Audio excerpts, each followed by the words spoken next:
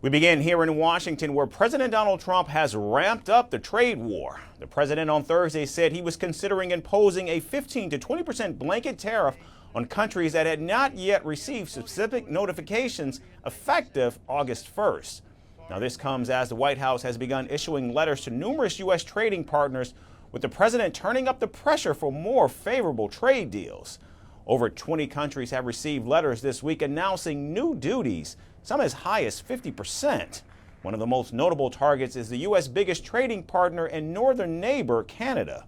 In a letter to Prime Minister Mark Carney, Trump announced that the U.S. would slap a 35% tariff on Canadian imports, up from the current 25%.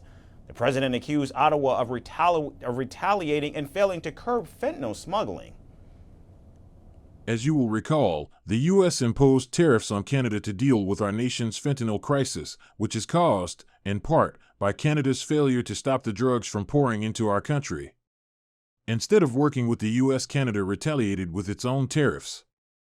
Starting August 1st, we will charge Canada a tariff of 35%. President Trump further warned that if Canada raises its tariffs in response, the United States will match the increase by adding the same amount on top of the existing 35% rate. If Canada works to stop the flow of fentanyl, we will, perhaps, consider an adjustment to this letter. These tariffs may be modified upward or downward depending on our relationship with your country. You will never be disappointed with the United States of America.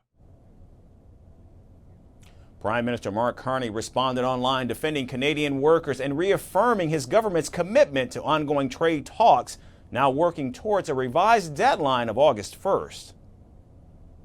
Throughout the current trade negotiations with the U.S., the Canadian government has steadfastly defended our workers and businesses. We will continue to do so. We are committed to continuing to work with the U.S. to save lives and protect communities in both our countries. Now, Trump's letter came despite Carney's earlier claim that the two leaders had agreed to finalize a new economic and security deal within 30 days. But Canada is not the only nation in the crosshairs. In fact, Donald Trump has also threatened a 50% tariff on Brazilian imports, accusing the country's leftist leadership of launching a quote-unquote witch hunt against his right-wing ally and former president, Jair Bolsonaro.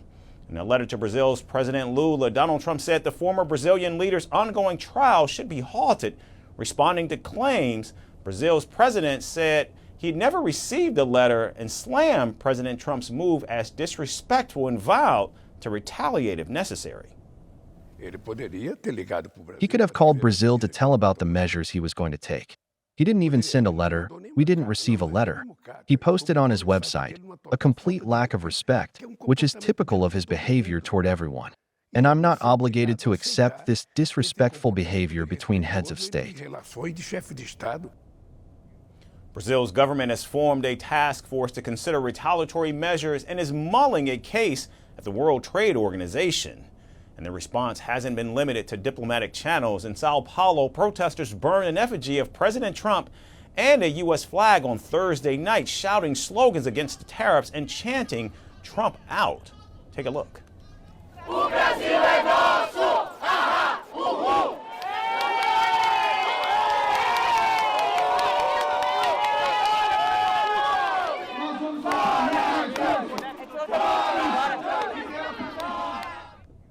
The trade war now spans several continents, and President Trump has slapped new duties on other major partners, including Japan and South Korea, and announced a 50% tariff on copper. He's also threatened similar action against BRIC nations after the bloc criticized his unilateral trade moves. Meanwhile, a team from India is also reportedly heading to the United States to complete a trade deal. Myanmar's military ruler has asked the White House to reduce the 40% tariff on his country's exports to between 10 and 20%. And the Philippines president is also expected to meet Donald Trump in Washington later this month for trade talks.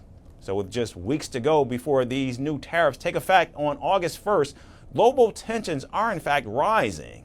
And while the president says it's about fairness and national security, the ripple effect on supply chains, markets, and diplomacy are already being felt. Clearly, this trade war is far from over.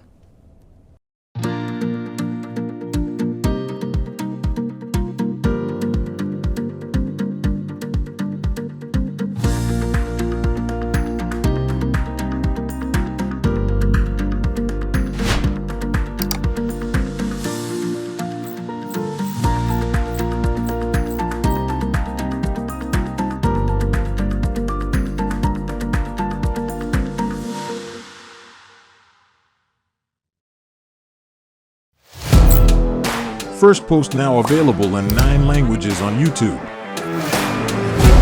English, Stands at $36 trillion. French, Le FMI, comme German, geschäftsführenden Direktor, Hindi, $30 trillion ka karj mo. Indonesian, Pemerintah tanpa pemeriksaan. Italian, Kali radikali. Stop. Japanese, 4 trilhões以上. Portuguese, Por causa do próprio balanço patrimonial. Spanish. Beautiful bill. Go to Settings, click on Audio Track and select a language of your choice. Be the first to know what's happening around you in your first language. Firstpost.